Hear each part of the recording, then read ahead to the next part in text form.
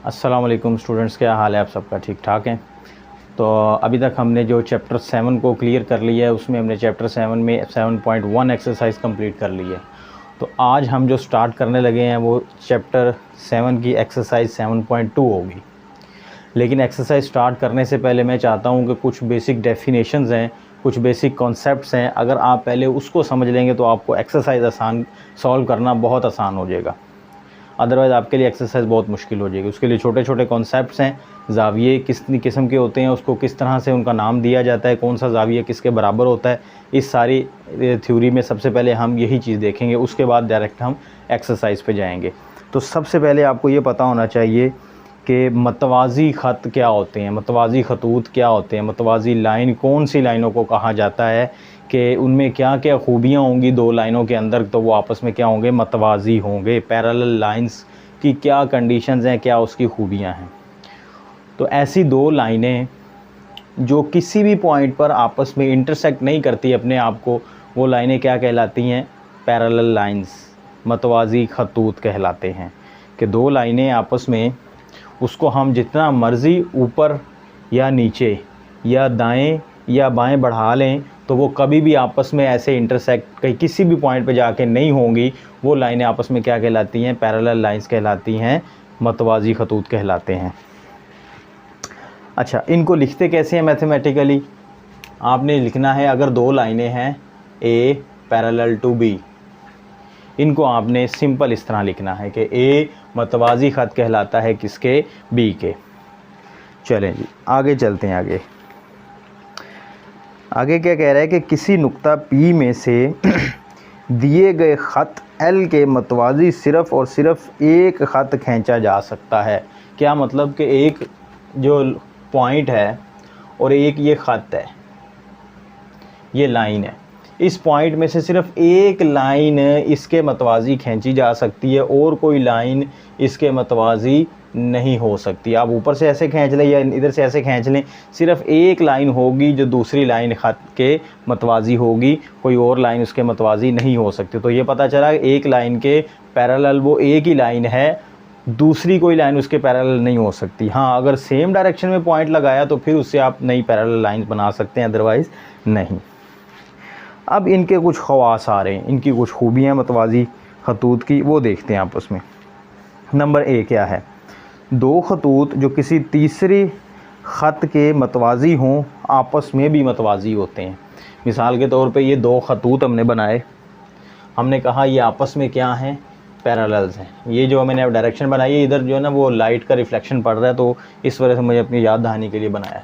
अब ये एक हमने लाइन बना दी, हमने कहा जी ये भी एक लाइन है, ठीक हो गया। हमने कहा ये दोनों लाइनें आपस में क्या हैं? पैरेलल्स हैं। अब एक और तीसरी लाइन हमने बना दी जी, ये एक और लाइन हमने बना दी। ये हमें कंडीशन पता है कि ये वाली लाइन इसके पैरेलल है और ये वाली लाइन इसके पैरेलल है, तो इसका मतलब ये वाली लाइन इसके भी पैरेलल होगी। जब कोई एक लाइन किसी दो पैरेलल लाइंस में से किसी एक के पैरेलल होगी तो इसका मतलब वो दोनों के पैरेलल होगी। ये दो लाइनें तो आपस में पैरेलल हैं। एक तीसरी लाइन हमने ड्रॉ की, हमने कहा ये वाली लाइन और ये वाली लाइन आपस में पैरेलल है, तो इन दोनों के पैरेलल होने की वजह से ये वाली लाइन इसकी लाइन के भी पैरेलल कहलाएगी। तो ये पहली खसूसियत आ गई कि अगर दो पैरेलल लाइंस के में से किसी एक लाइन के बराबर कोई और पैरेलल लाइन होगी तो वो जो दूसरी पैरेलल लाइन होगी वो पहली दो पैरेलल लाइंस के बराबर, यानी कि उसके पैरेलल भी कहलाएगी। ले जी बी खूबी क्या आ गई? अगर तीन मतवाज़ी खतूत को दो खतूत इस तरह कता करें कि मतवाज़ी खतूत से एक ख़त काते पर मसावी क़तात बने, तो इस तरह दूसरे ख़त पर बनने वाले क़तात मसावी होते हैं। अब ये देखें, ये आपने तीन लाइनें ड्रॉ की, आपने कहा ये तीनों लाइनें मसावी हैं, मतलब पैरेलल्स हैं। अब इनमें से एक आपने ख़त ड्रॉ कर लिया, आपने कहा ये एक और लाइन है, ये तीनों को क्या कर रही है? काते कर रही है, इंटरसेक्ट कर रही है, कता कर रही है, उनको काट रही है। अब इनसे कुछ खसूसियात पैदा होंगी, कुछ इसमें एंगल बनेंगे, वो उन एंगल्स की खसूसियात हमने आगे जाके सीखनी है। लेकिन यहाँ पर वो क्या कह रहे हैं कि अगर तीन मतवाज़ी खतूत को दो खतूत इस तरह कात्या करें कि एक ये खतूत ने कात्या कर लिया और एक दूसरा खतूत उसने कात्या किया, हाँ ये ऐसे 2 खतूत में कातिया करना है, इन 3 लाइनों को मतलब काटना है। अब इससे कुछ खूबियाँ पैदा होंगी। उसने क्या कह दिया, एक ख़त काते पर मसावी क़ितात बने तो इस तरह दूसरे ख़त पर बनने वाले क़ितात मसावी होंगे। यानी कि सबसे पहले ये 3 लाइनें उसने पैरेलल कह दी। उसने कहा ये ए, ये बी, ए बी, ये सी, ये डी। लाइन का नाम होता है ना, एक इनिशियल पॉइंट और एक एंडिंग पॉइंट। ये ई, ये एफ़। अब इनको हम लिखने का क्या तरीका होगा, A B parallel to C D.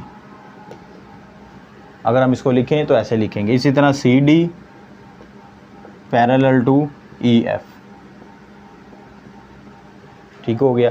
फिर E F parallel to A B, so A B parallel to E F. अब इस तरह से बनने वाले कुछ एंगल्स होंगे। तो ए सी और डी एफ कोई से 2 काते ख़त हैं, तो ए बी मुतमासल होगा बी सी के।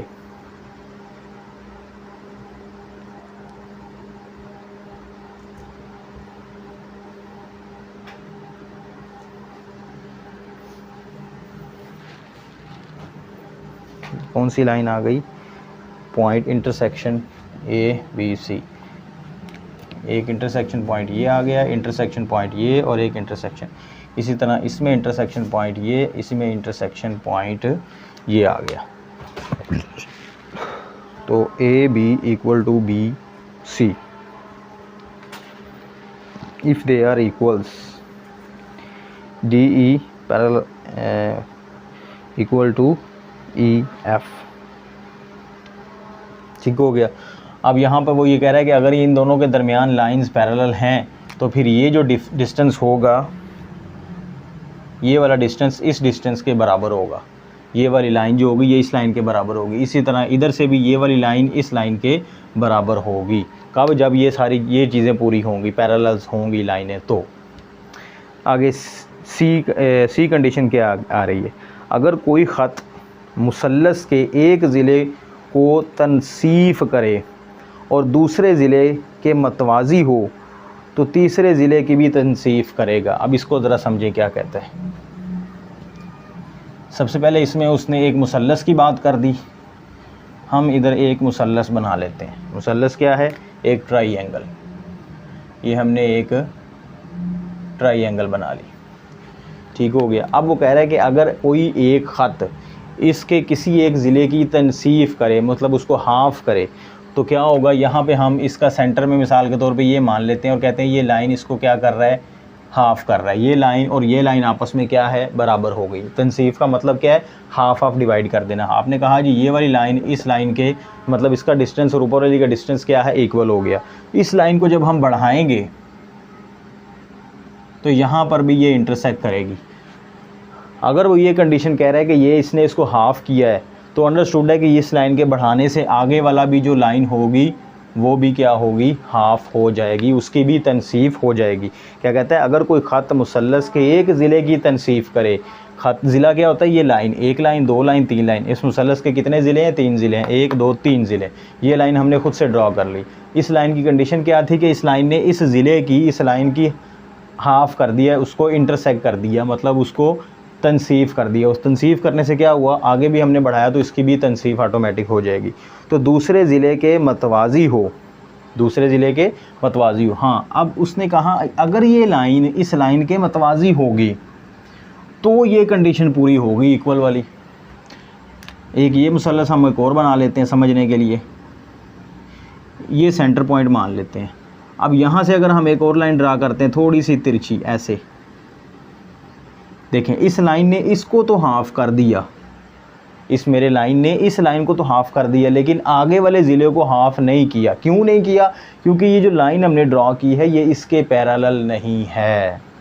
अगर ये लाइन में ये खूबी होती कि ये लाइन इसके पैरेलल है तो फिर सामने वाले ज़िले को भी इसने हाफ़ कर देना था। अब चूंकि इसमें ये खूबी नहीं है तो इस वजह से इसने सामने वाले ज़िले को भी हाफ नहीं किया, अगरचे इसके इंटरसेक्शन इसको तनसीफ इसने कर दी है, लेकिन एक कंडीशन इसमें पूरी नहीं हुई जिस वजह से इसने सामने वाले ज़िले को भी तनसीफ नहीं किया। वो कंडीशन क्या है कि ये वाली जो लाइन आपने ड्रॉ की है वो इसके पैरेलल नहीं है। तो इसमें ये खूबी है, अगर वो कह रहा है कि ये लाइन आपने ड्रॉ की है वो किसी एक ज़िले की तनसीफ कर रहा है और वो लाइन इसके पैरेलल लाइन कहलाती है, तो फिर वो सामने वाले ज़िले की भी तनसीफ करेगी। वो लाइन जो आपने ड्रॉ की होगी वो ऑटोमेटिक उसकी तनसीफ हो जाएगी और वो कंडीशन हमें फुलफ़िल मिल जाएगी। कब? जब ये लाइन इसके पैरेलल होगी। ये हमने तीसरी खूबी पढ़ ली पैरेलल लाइंस की। कि हम दोबारा इसको समझें, क्या हुआ कि अगर एक मुसल्लस है उसके किसी एक ज़िले को तनसीफ आपने किया, तनसीफ का मतलब उसको हाफ़ किया और एक लाइन ड्रॉ कर दी, और अगर वो लाइन दूसरे ज़िले के पैरेलल हुई, किसी एक ज़िले के, अब एक ज़िले को तो आपने तनसीफ कर दिया, बाकी 2 ज़िले बच गए किसी मुसल्लस के, तो अगर वो दूसरे ज़िले के पैरेलल लाइन बन गई तो इसका मतलब वो तीसरे ज़िले की भी तनसीफ करेगी आगे जाके जहाँ उसको टच करेगी।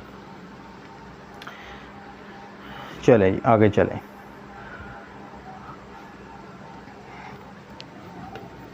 अब हम आ जाते हैं पैरेलल लाइंस को काते करने वाली जो लाइन है उसकी खूबियाँ क्या क्या होती हैं। ट्रांसवर्सल लाइंस की कुछ खूबियाँ होंगी। 2 पैरेलल लाइंस तो हमें पता चल गई कि 2 लाइनें आपस में क्या हैं, पैरेलल्स हैं, लेकिन क्या इनको जब कोई लाइन कता करेगी तो क्या खूबियाँ कोई जनरेट होंगी? जी हाँ, जनरेट होंगी। उसी से आपके सवाल बनेंगे। काते ख़त ऐसा ख़त होता है जो ख़तूत को मुख्तलिफ़ नकात पर कता करे।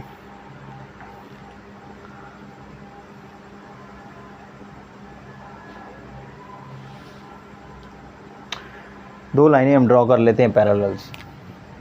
ये हमने ख़त ड्रॉ कर लिया, ये दूसरा ख़त, मान लें कि ये एक दूसरे के पैरेलल है। इसको हमने एक ख़त और ड्रा कर लिया जिसने इन दोनों ख़त को यहाँ पर कता कर दिया, इंटरसेक्ट कर दिया। ट्रांसवर्सल इसको कहते हैं कि इसने इसको ट्रांसवर्सल लाइन ने इंटरसेक्ट कर दिया 2 पॉइंट पे। अब इस पॉइंट से आपके क्या होंगे? एंगल्स बनेंगे, ज़ाविये बनेंगे। उन ज़ावियों की कुछ खूबियाँ होंगी। ज़ाविये कैसे बने देखें, यहाँ पे एक ज़ाविया बन गया, यहाँ पे एक ज़ाविया बन गया, एक ज़ाविया इधर बन गया और एक ज़ाविया इधर। इसी तरह इस इंटरसेक्शन पे भी 2 ज़ाविये बनेंगे, 4 बल्कि, यहाँ पे भी 2 ज़ाविये और यहाँ पे भी 2। अब इन ज़ावियों के कुछ नाम होंगे, वो नाम आपने याद रखने हैं, ठीक है। वो नाम कब, इन नाम आपने याद रखने हैं जब 2 लाइनें पैरेलल्स होंगी, तब ये खूबियाँ वाज़ेह होंगी, अदरवाइज़ वो खूबियाँ नहीं होंगी। इसी तरह अगर मैं 2 लाइनें और ऐसे ड्रॉ कर दूँ और मुझे पता होगा इन्होंने आगे जाके मिल जाना है, तो फिर इसको जो इंटरसेक्ट करेगा, लाइन ऐसे इंटरसेक्ट कर रही है, इससे भी तो 4 ज़ाविये बने ना। तो फिर ये जो 4 ज़ाविये बनेंगे, इनकी खूबियाँ वो नहीं होंगी जो अब हम सीखने लगे हैं। बात को अंडरस्टैंड कर गए? ये वाली खूबियाँ जो अब हम सीखने लगे हैं वो सिर्फ इस तरह की कंडीशन में होंगी, इस तरह की कंडीशन में नहीं होंगी। इधर भी तो ये देखें ना, 4-4 ज़ाविये बन गए और इधर भी 4-4 ज़ाविये बन गए, लेकिन जो हम जब इधर पढ़ेंगे वो चीज़ यहाँ पर फुलफ़िल नहीं होगी। वो सिर्फ तभी फुलफ़िल होगी जब ये जिनको इसने काटा है लाइन को, वो लाइनें पैरेलल होंगी तब। अब कुछ 8 एंगल बन गए जी, 1 2 3 4 इसके 4 इसके 8। इन 8ओं के अब कुछ नाम होंगे, वो नाम आपने अब याद करने हैं। सबसे पहले नाम आ गए 4 अंदरूनी ज़ाविये, 4 इंटीरियर एंगल्स। इंटीरियर एंगल्स कौन से होंगे? जो इन पैरेलल लाइंस के अंदर वाले 4 एंगल होंगे वो इंटीरियर एंगल होंगे, अंदरूनी ज़ाविये होंगे। वो आप कौन से आपको नज़र आ रहे हैं कि जी एक ये 2 3 4, ये जो बाहर वाले 4 हैं, 2 ऊपर वाले और ये 2 नीचे वाले, ये नहीं, जो इनके अंदर 4 बन रहे हैं आमने सामने, ये 4 एंगल्स क्या होंगे? 4 अंदरूनी ज़ाविये, 4 इंटीरियर एंगल्स। अच्छा जी, अब इसमें जो 8 एंगल बने हैं उसकी कुछ खूबियों पे हम बात कर रहे थे। वो ये थे कि अंदरूनी 4 एंगल कौन से होंगे। इसकी अगर हम नाम रख लें जी, नाम इन्होंने कहाँ से स्टार्ट किए? इन्होंने कहा जी इस एंगल को इन्होंने 1 का नाम दे दिया, इसको 2 का, ये 3 और ये 4। 4 अंदरूनी एंगल का उसने नाम रख दिया। इसी तरह बाहर वाले एंगल्स को भी नाम दिया उन्होंने, 5 6 7 8। अब 4 अंदरूनी बन गए, 4 बैरूनी बन गए। अब इनकी कुछ खूबियाँ, 2 अंदरूनी मतबादल ज़ावियों के जोड़े, जो अंदरूनी हैं उनमें कुछ 2 जोड़े जो है वो मतबादल हैं। मतबादल ज़ाविये क्या होते हैं? जो एक दूसरे की जगह पर इस्तेमाल किए जा सकते हैं, जिनकी वैल्यू बराबर होती है। वो मतबादल कौन कौन से होंगे?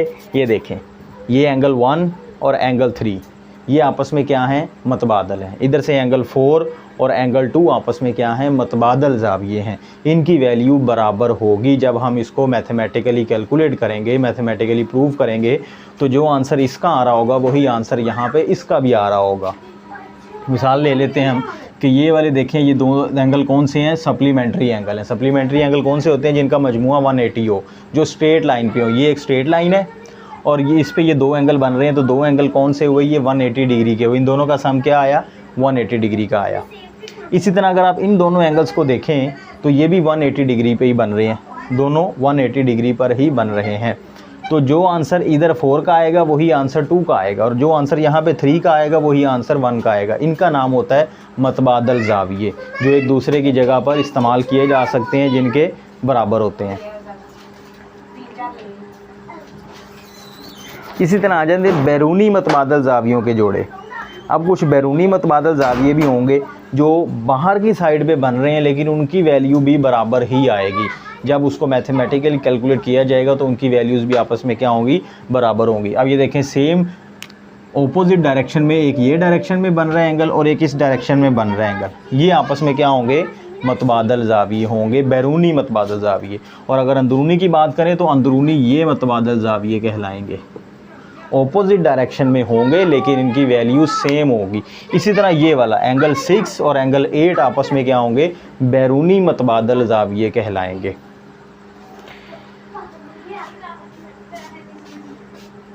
कातिया ख़त के साथ एक ही जानिब वाले अंदरूनी ज़ावियों के जोड़े। नेक्स्ट आ रहा है हमारे पास मतनाज़रा ज़ाविये कौन से होंगे। मतनाज़रा ज़ाविये कॉरस्पॉन्डेंस एंगल, जो सेम डायरेक्शन में होंगे वो कॉरस्पॉन्डेंस एंगल होते हैं, जो ऑपोजिट डायरेक्शन में होते हैं वो मतनाज़रा ज़ाविये होते हैं, अल्टरनेट एंगल होते हैं। अब ये देखिए, यहाँ पर जो सेम डायरेक्शन में है उनकी वैल्यू भी सेम आएगी। वो कौन कौन से हैं, सेम डायरेक्शन में एंगल 6, एंगल 2। तो एंगल 6 और एंगल 2 आपस में क्या हुए, एक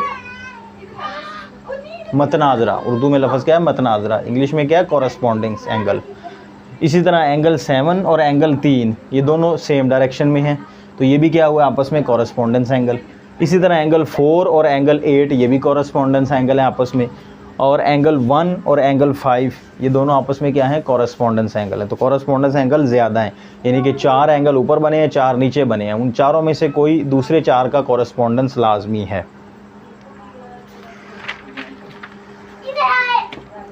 अब हम आ जाते हैं क्वेश्चन एक्सरसाइज पर। यहाँ तक हमने जितना समझना था हमने समझ लिया। अब हम करेंगे एक्सरसाइज। तो चलें जी एक्सरसाइज पे आ जाते हैं। एक्सरसाइज आप खोल लें 7.2। अब इसमें आपको एक शक्ल बनाकर उन्होंने दे दी, सेम इस तरह की जो है ना वो डायग्राम है।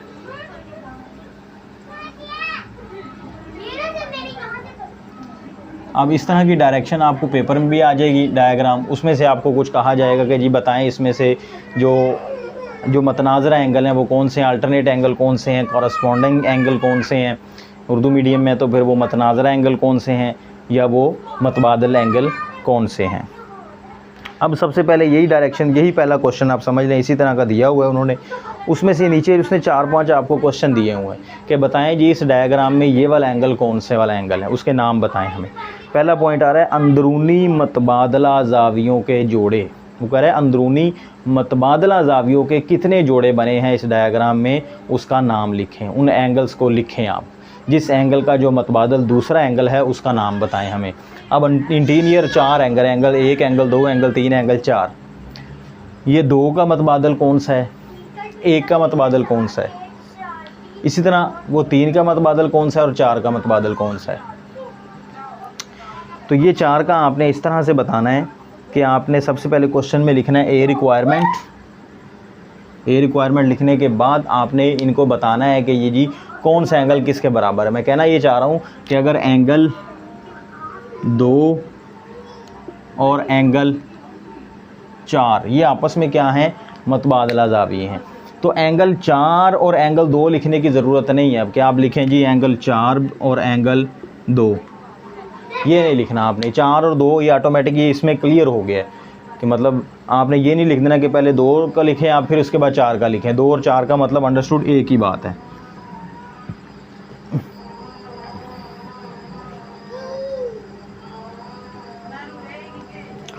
तो इसी तरह एक और भी बनेगा आपका, ये 2 का 4 हो गया, 1 का 3 हो गया, एंगल 1 एंगल 3, ठीक हो गया।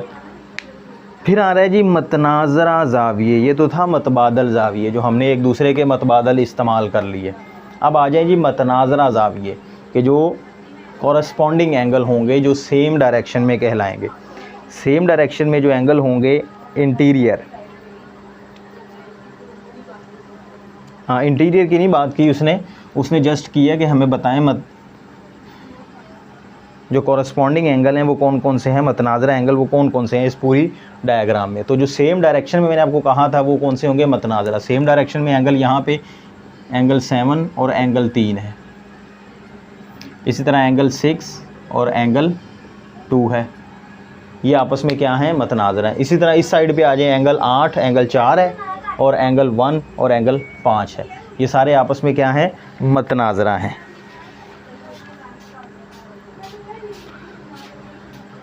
फिर तीसरी पॉइंट आ रहा है कॉम्प्लीमेंट्री ज़ावियों के जोड़े।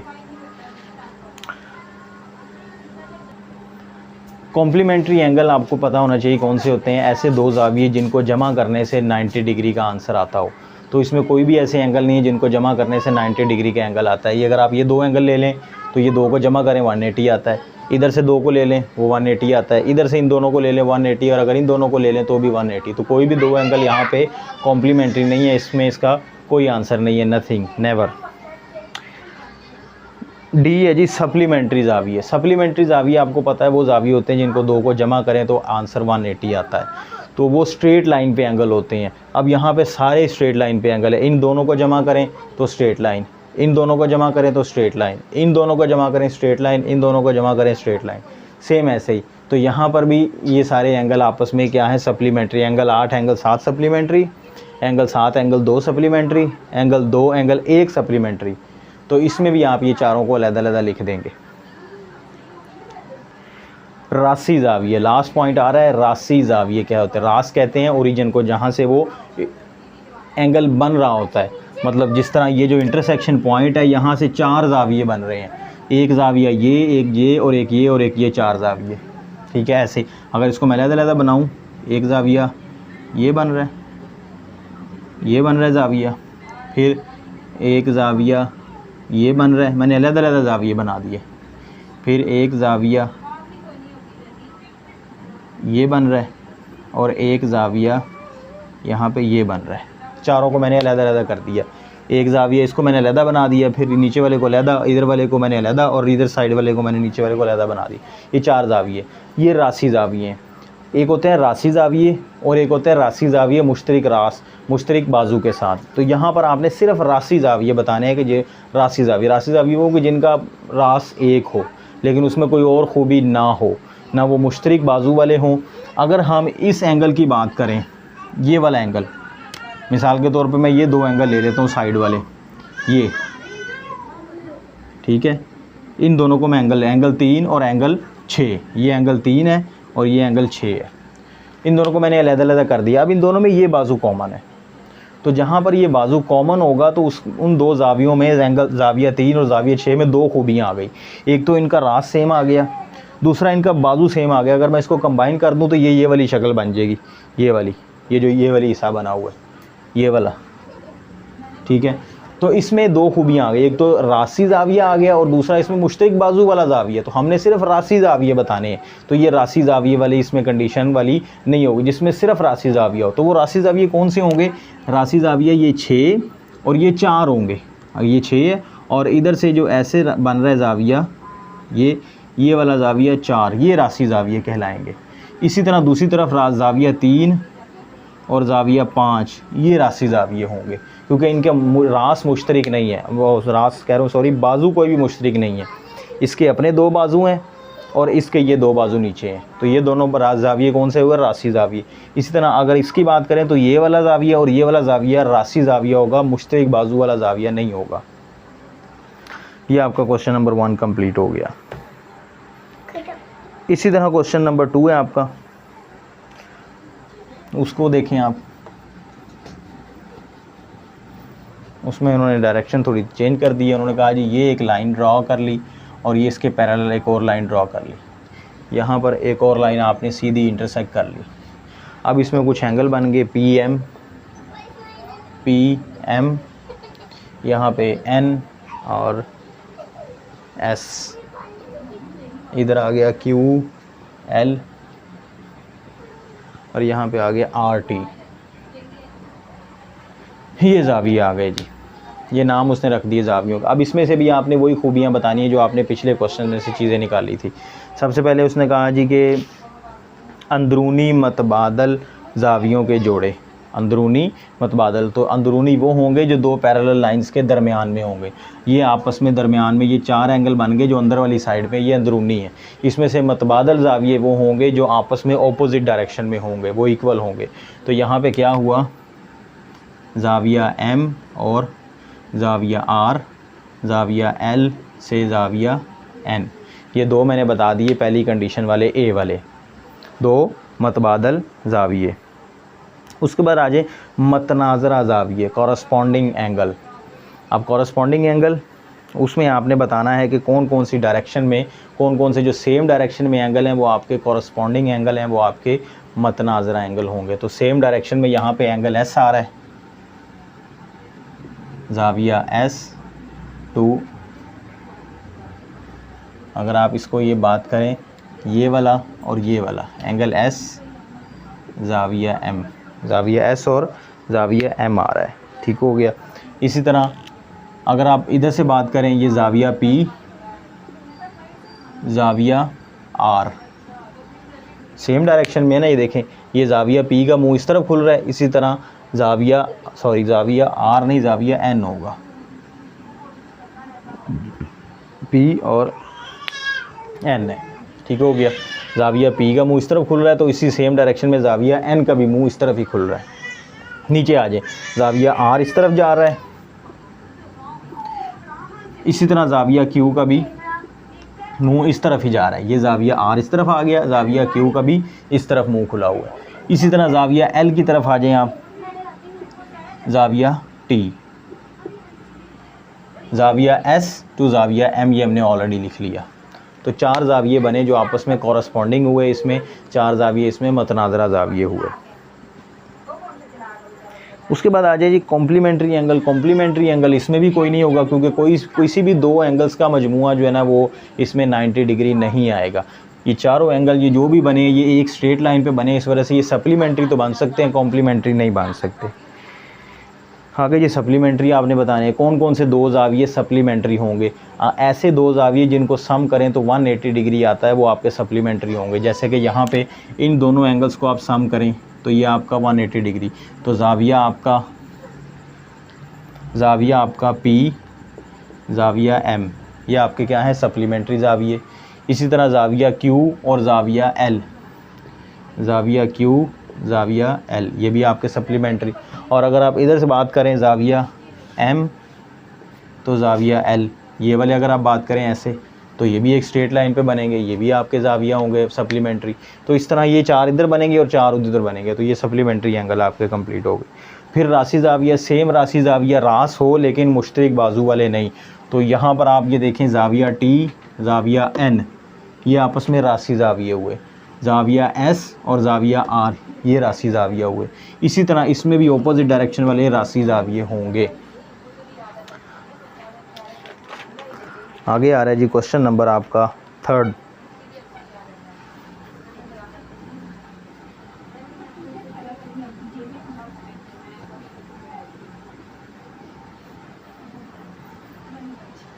Question number 3 I think last question है। हाँ जी लास्ट क्वेश्चन है इसका। अब इसमें आपने कुछ समझना है, आपसे वो कुछ स्टेटमेंट देगा आपको तहरीरी फॉर्म में, आपको बता देगा, वो कहेगा इस तरह की लाइनें ड्रॉ करें, इसकी डायग्राम बनाएं जो हमने आपको तहरीर दी है। कह रहे ख़त DE से बाहर एक नुक्ता X लीजिए। सबसे पहले ख़त DE ड्रॉ करेंगे हम, इसमें आपने स्टेटमेंट भी बनाते जाना है। एक लाइन में लिखना है ख़त DE बना लिया, ये आपने ख़त